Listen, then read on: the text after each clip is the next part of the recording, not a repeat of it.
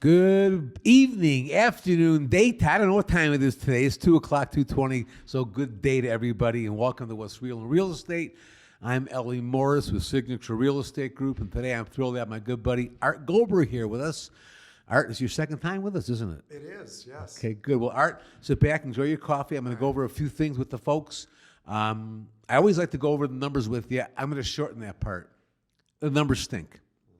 There's nothing we can do about it. It's just, the market is crazy in real estate right now. Inventory's low. Demand is still high. The best thing I can tell you is two things. One, if you're a buyer, don't throw the towel in. Just keep on keeping on. I've got a veteran who put in 17 offers. He's still putting them in. We're not giving up. He's getting, it's going to happen. I had another one that put in 13 offers. The 14th offer, they got accepted. So it's just one of those things. There's low inventory. Be aggressive. But I want to talk to the sellers for a minute. If you want to sell, there's never been a better time. You are purely in the driver's seat. I'm just hoping that you don't turn into a greedy son of a gun. Here's why I say that. There's a lot of that going on, and we are a veteran community. We have 250,000 retirees here. We have over 40,000 active duty between Creeks and Nellis Air Force Base. And you know what? These folks were not drafted. They raised their hand. They did what you and I probably wouldn't do, and they decided to go join. They volunteered. And now it's time for them to get a home. They're having a tough time, and a lot of it is because I think there's a great misconception of the VA loan and the VA loan process. Unfortunately, there are a lot of realtors that don't understand that. They're living in the past. 20 years ago, it was a different story for the VA loan. Not today. Today is streamlined, is simple, and as an example, the VA appraisal. So many folks say, the VA is different. No, it's not different appraisers. Same appraisers. I've never had a VA, and this last 18 months, 24 months, I can't recall having a VA appraisal come in low. The VA appraisal has something called a tidewater. Other loans do not have that. If the appraisal looks bad, a VA or the appraiser will contact me and tell me we're having an issue finding value. Can you help us? I'll get the chance to go into the MLS, go to the county, look for some solds that can help bring the value up, present it to them within 48 hours, and almost every time we get value. So the VA loan is a great loan. It's the best loan out there. And the other thing, which is even more important, especially with active duty members, when you sell your home to an active duty member of the military, these people are disciplined. When lenders ask them for something, they get it immediately. They take care of business like many people don't. So you know that when you get a VA buyer, you've got someone that is on top of things, they're organized, they're disciplined, they're not asking for extensions, and you've got the tidewater on your side. So everything overall, the VA loan, there's no other product out there like it, and I really encourage you to give those veterans a shot. Don't just shut them out. Look, if they can't compete with your best offer, I understand that. But we're seeing too many people, they're not even giving the veteran the chance by not offering VA financing. If you're in a single-family home, you can offer it. Condo, many can't. Townhomes, most can. So check with your realtor and make sure you have that realtor doing his homework or her homework so that you have the opportunity to help out one of our veterans who want to buy a home here in Las Vegas. All right, enough for my preaching about the VA loan, although I'm not preaching. It's a fact. Listen, got my man Art Goldberg here. I'm so glad to have you, Art. You're one of my good friends here in town, and I don't know anybody that has a pulse on this city like you do. Oh, thank you.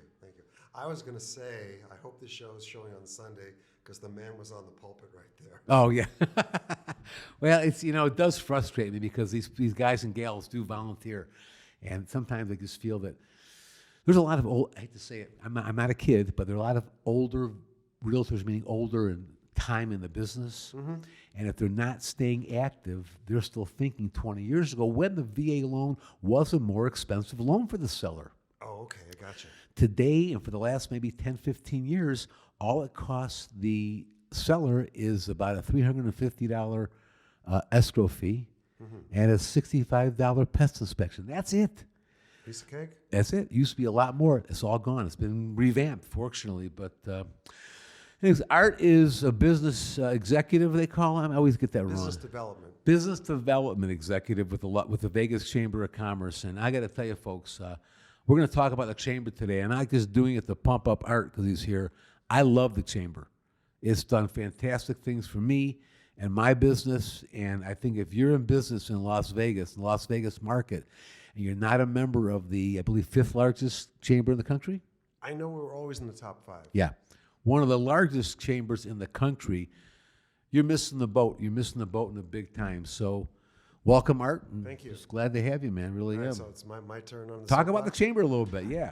I've been with the chamber over 6.5 years now. In the past, I'd been an active volunteer once or twice over my checkered business career.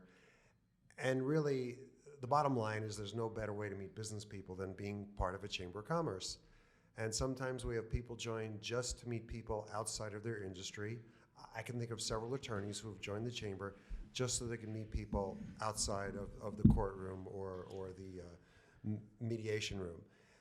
But really, you meet an incredibly broad array of business people, from the person who's working from their studio apartment all the way up to a CEO of a large corporation. I mean, we've got Amazon, Sephora as members, as well as people just starting out in their industry and people who've been in the industry for 20 years and then relocate here.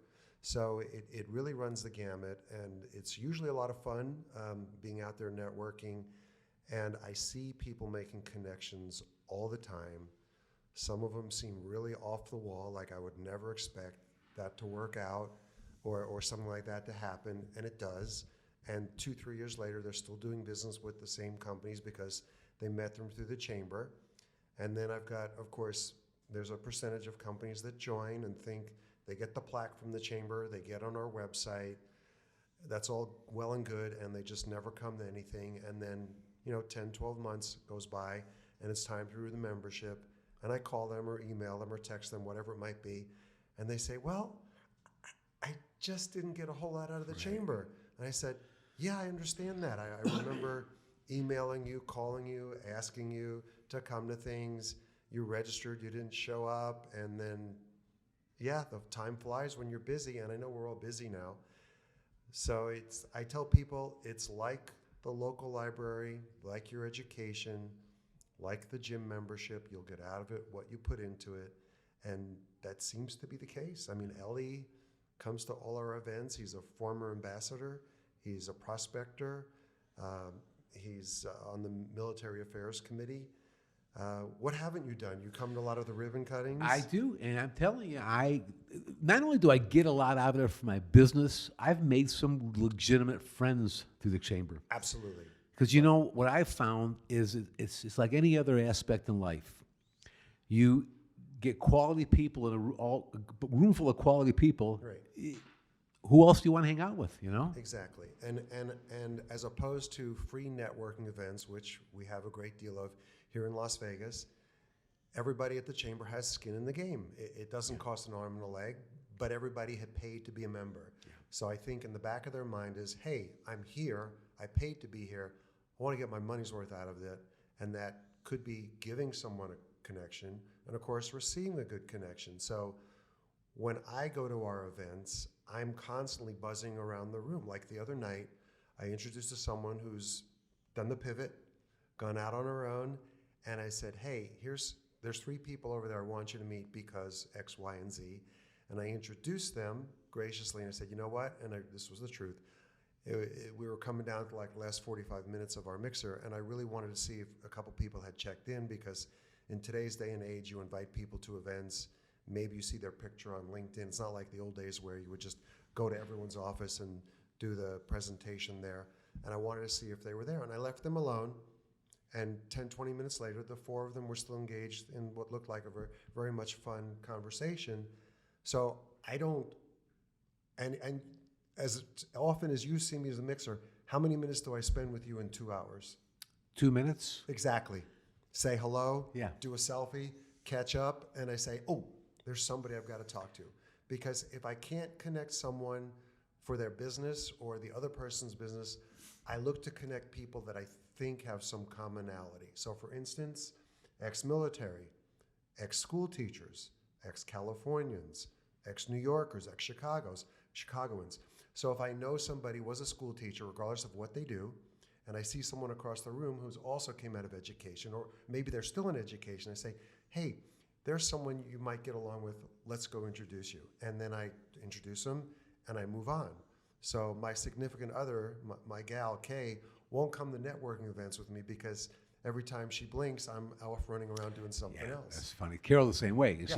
And you know, she knows I like to flit about. I went and saw the same event. It was a great event. I went to somebody I didn't know, and I went to welcome him and say hello. And he said, "Oh, I saw you. You were flitting all over the place." I said, "Yeah, that's what I do." And I explained to him. I talked to him about. He was new in the chamber. I forget his name now. And I just explained to him how important the chamber's been to me and how important it can be to him if he utilizes it. You give out referrals like nobody's brother, man. You're always you've got your antennas up all the time. All the time. All the time. I mean, I could be at the gym in the locker room and someone says carpeting. I say, excuse me, I could possibly help you.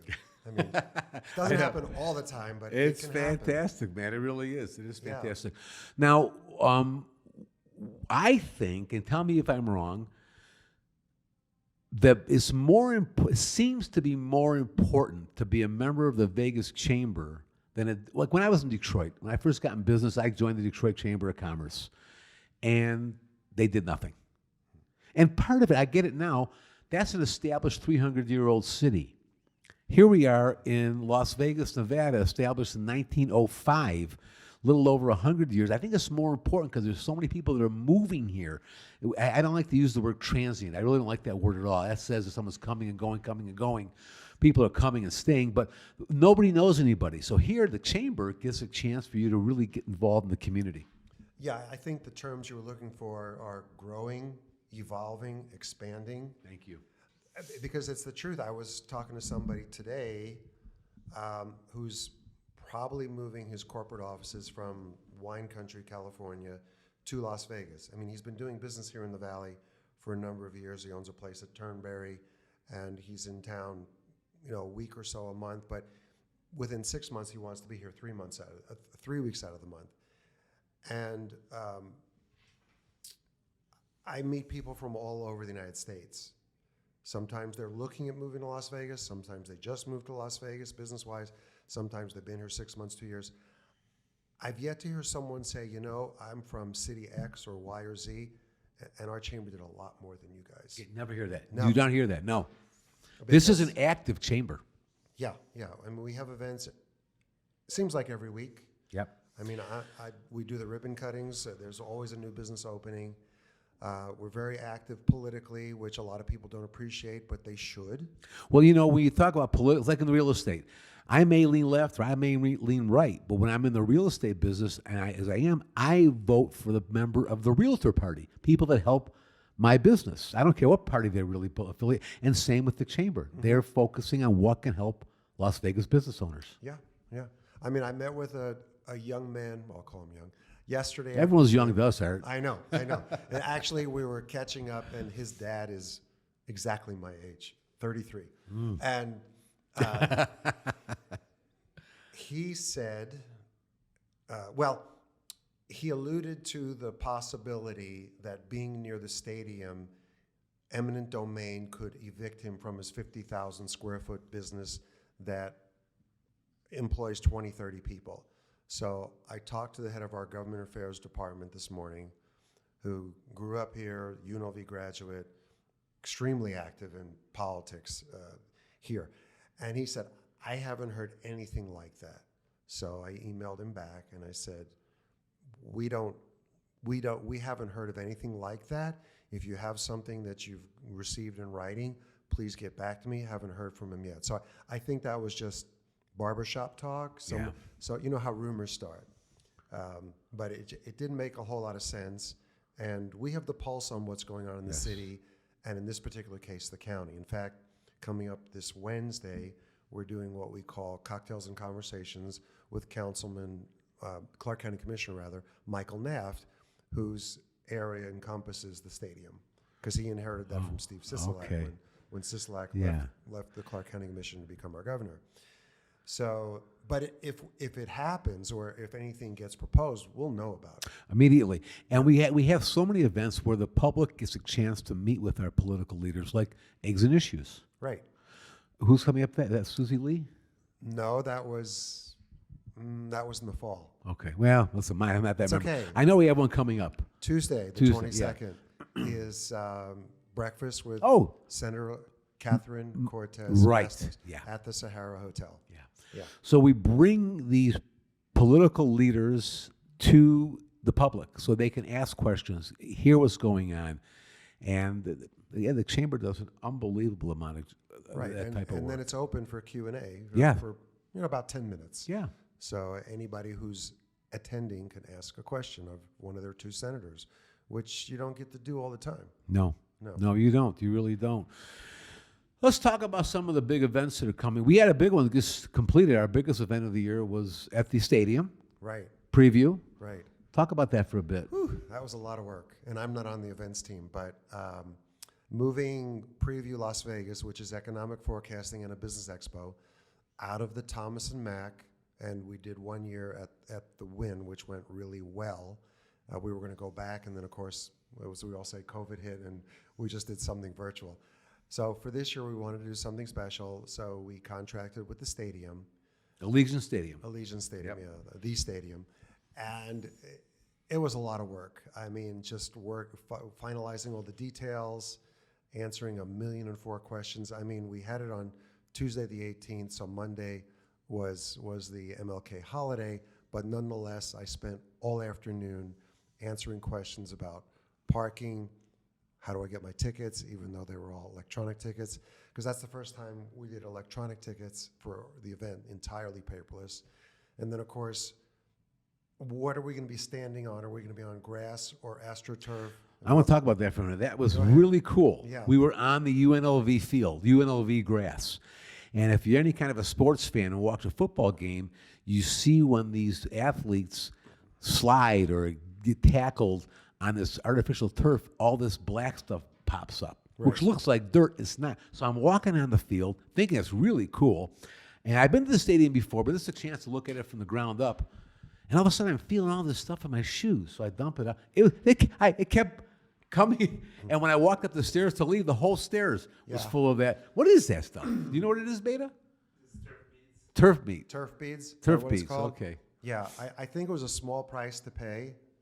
Oh, yeah, absolutely. I It was meant wonderful. literally nearly every woman commented, especially in the afternoon, because staff, we got there at like 6:30, and of course, we opened the doors at 8:30, and then we were pretty much done by 2 p.m. So after 12 noon, a lot of women were saying, God, this is a blessing. I can wear heels, I can wear these pumps, and my feet don't hurt. Because when you stand on concrete 5, 6, 8 hours, it wears you down. That grass is cool. It's nice and soft and cushy. Right. No, it's real nice. But it was and we had some great speakers there. Brian Gordon from Applied Analysis Right. spoke. I can't think of her name, but I think the world of her. She's a wonderfully smart lady from the water department. The woman that used to head up the water department, she was there. And Mulroy, Quigley? Mulroy. What is Tricia her? Mulroy. Not Tricia. Pat. Yeah, Patricia Pop. Yeah, there you go. Pat Mulroy. And she talked about, this was some stuff that I just found so fascinating, and any business owner would want to know that we use less water today as a community than we did in 1990. That's amazing. That's amazing. Right. But everyone talks about the water shortage. We're on top of it. They've got brains less smarter than you and me that are working on this thing goodness. and really got a handle on it. And it's through the chamber that we get this information. Right. And then our closers for the day were Steve Hill from the Convention Oh, and Visit Authority yeah. and Billy Vasiliadis. That was a great conversation. Yeah, because he's been here forever too. Yeah. What is his position, Billy? I don't know his exact title. I apologize, but he's the big guy at R&R Advertising. Yeah, that's right. He's the one they're the group that put together the What Happens in Vegas Stays in Vegas ads. They do all of our advertising, and boy, they do a fabulous job. And of course, Steve Hill heads up the Las Vegas Visitor Convention Authority, and Right. they're on top. Look, we have so many things happening in this town. Allegiant Stadium is probably one of the premier stadiums in the country, if not the world today. And it's, it's only been open for a couple of years. People forget we also have one of the finest hockey arenas in the world today. Right. And we've got a lot of stuff going on that we didn't have 5 years ago. No, and right, sports and entertainment has always been here, but the last few years it's really rocketed. We've always said and we are, the entertainment capital of the world. I can say this now, pretty comfortably. We're one of the sports capitals of the world today. Mm-hmm. We bring in all these big events. We have the Super Bowl coming in 24, the NFL draft coming this spring. Right. I think not this spring, but the following spring, we have a couple of the NCAA March Madness regional tournaments that are going to be here. We can do it all. We have NASCAR twice a year, golf tournament. I mean, we've really got the past 2 weekends ago, we had the Senior Bowl. No, the Senior Bowl on Thursday, the NHL All-Star Hockey Game on Saturday, Right. and the NFL Pro Bowl on Sunday. Right. Where else but Las Vegas That's are you right. going to get that? Yeah, and you can still go see Bruno Mars. There you go. Or Legends in concert. That's right. Yeah. Yeah, it's fantastic. All right, so we talked a little bit about preview. Right. Let's talk about MAC Night Out. Yeah, Military Affairs Committee Night Out, MAC Night Out, is returning to the Westgate on May 18th. 18th. Thank you. And that's a great event. We honor 6 families from Creech Air Force Base and 6 families from Nellis Air Force Base. I believe last year we approached 200 attendees. I think Chris said it was close to 3. Really? Yeah, Wasn't that many? that was a great event. That was. Right. And again, I mentioned we were all masked up then. We still have the mask mandate. I think it's going to blow past 300 people this year. I know the response for sponsors and participation has been up. Good. So far, I mean, we just because we just moved the date up, so that'll be coming up in May, and the response on that's been really, really strong from the sponsorship level. And coming up in June, we're bringing back our business expo, and we're holding that more or less across the street from our offices at the World Expo Center, which is a premier place to hold a show. So we're excited about that as well. Tell everybody what Business Expo is. Business Expo is a broad-based business exposition, so, blue-collar businesses make sense, things like printing, heating, plumbing, tech industries, and I think we're looking to roll some educational components into it as well, but it is the 16th of June from 1 to 5, and at the World Expo, and the booths are going pretty quickly on that as well, because we had a pent-up demand because we were shut in for so long. Right. And now with Omicron fading into the woodwork and the mask mandate being dropped, I mean, just being out in the last week, just, yeah, like you pull up to the grocery store, shaking his head. You pull up to the grocery store, okay, shopping list, business phone, personal phone, shopping bag, keys, I'm good to go. Wait. Oh, that's right. I've had to run back to my car so many times, grab my I don't mask. have to grab a mask. Right. So it's such a good thing. And I run a small networking group for the chamber. We met Tuesday. We've been meeting at the chamber once a month since June, July. Yeah. But this was the first time nobody had to wear a mask. And what was it? We had twice the amount of people show up. Yeah, we did. Yeah. It just smiles from ear to ear. Everyone's just so I got to tell you funny, John, I figured John's last name, the locksmith, the security guy. Perticchese. I never met John. Or was on Zoom, or he had a mask. I never knew. I didn't recognize him because I never saw him without a mask. I didn't know the guy. Yeah. It was just so nice to actually meet him finally in person. Yeah. Well, 2 big events we had back-to-back month-wise was the installation lunch where we thank some of our board members who are stepping down and some new board members who are coming aboard, and of course our immediate, soon-to-be immediate past president of the board says a few words, and then the new chairman of the board does their speech, their vision for their year. But anyway, we were doing mobile check-ins and people walking in, and I say, "May I get your last name?" And they look at me like, "You don't know who I am, Art?" Yeah. And I said, "Sorry." Yeah. And the same thing at Preview. That's Got all these people coming in. We're doing mobile check-ins, and it's somebody you know, but you can't even think of their first name or their last name because of the darn mask. Well, that's now Yeah, gone. no, it's really great to be back, and I'm glad to see the numbers are going in the right direction. Have been for a long time, for a while now. So everything's looking really well, and I'm real excited about it. I want to we're almost out of time. I want to take a few minutes and, first of all, tell everybody if they're interested in learning more about the chamber, how they can get hold of you. All right. Well, I've been known to answer my phone after 5 o'clock and on weekends as well. You can reach me directly at 702-205-5492. If you forget that, go to our website, vegaschamber.com. I believe the first tab is about the chamber, and you hover over that. There's a staff directory. My name's there, Art Goldberg, because I don't expect any of you to write down my email right now. Yeah, no, that's good. The phone number is good. Say the phone number one more time. 702-205-5492. And for those of you longtime chamber members, yes, that phone number did belong to Vance Adams. I still get phone calls for him, particularly during football season, about the Saints and Tulane. That's funny. Yeah, because he's All right, we're going to wrap this up with a couple quick questions. Real quick, I want you to tell me your favorite restaurant in town. Oh, you asked me that last year too. Probably hasn't changed. We go to Lazy Dog about once a I thought month. you'd say that. Yeah. We Hey, go about there. Yeah. I love it too. It's a great place. Great supporters of the chamber. Really good food. Excellent service. High quality. A lot of beer choices. Yeah. So can't go wrong.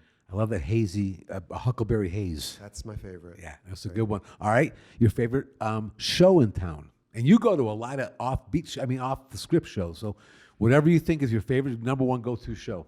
Haven't been to in a while, but I do want to go back to see the Beatles live.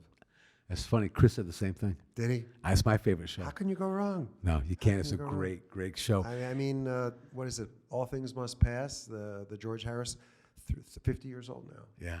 Yeah. Yeah, no, that's amazing. I got to tell you before, one more, let's say with the Beatles. I saw an article, it was posted on Facebook. This was written the week after the Beatles were on the Ed Sullivan Show.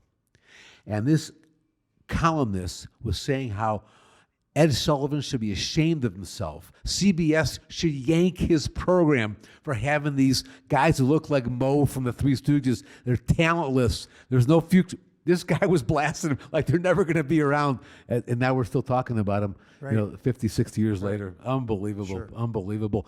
And you're a great outdoorsman. You take advantage of what we have to offer. Got a favorite outdoor activity? Hiking. Yeah. A close second for me now is pickleball. I picked that up in addition to racquetball.